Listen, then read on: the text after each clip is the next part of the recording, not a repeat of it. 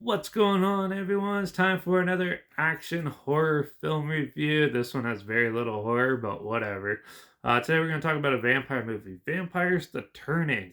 It was released by Destination Films January 2nd, 2005, and it's produced by Carl Cottonbrook and Scott Einbinder, and written by D.B. Farmer and Andy Hurt, and directed by Marty Wise, who also did like films like Backwoods, Extra Credit, The Alchemist, The Prenup, and a few others. But yeah, this is a made-for-TV or video sequel.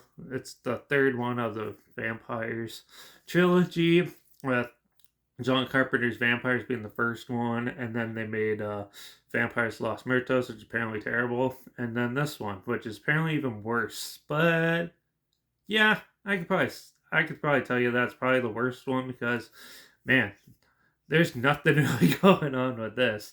Um, it's still better than Twilight, but yeah, Vampires the Turning. Well, this American Muay Thai fighter, or whatever, goes to Thailand because he's like wants to see it. He brings his girlfriend. She's not too impressed with it, so she yeah, decides to walk home and back to the hotel and leave him there. And then on her way, he witnesses her getting kidnapped by these vampires, which are actually vampires that have been living off these like tribes for generations, and have started to go into the more desolate, more compact cities and stuff like that.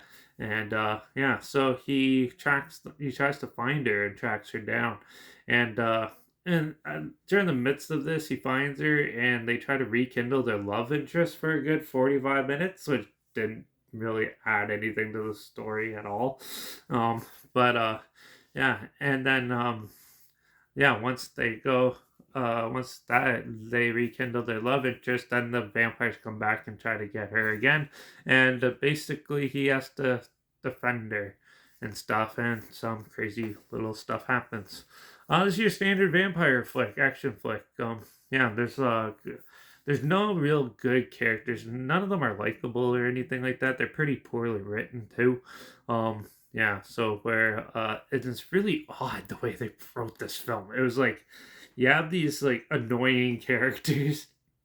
The main character who just looks like he's there because he has to be, and yeah, he basically goes and another vampire chick tries to seduce him while he's trying to fix his love interest of his girlfriend or wife or whatever. And then yeah, amidst all this she gets mad, and then the vampires come.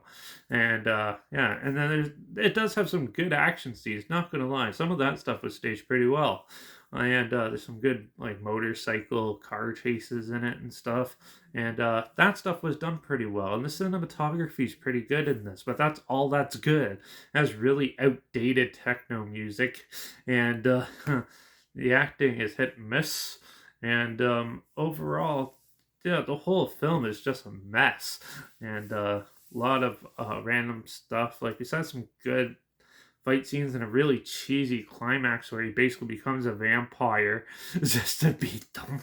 And yeah, and this has nothing to do with the other two, and I can see why. It's just your standard vampire movie with a little bit of action thrown in, and half the time it's really boring and stuff. They do the love interest nonsense that every vampire film does, but it does it too much, and doesn't have that equal balance, and you're gonna lose a lot of people when it comes to that.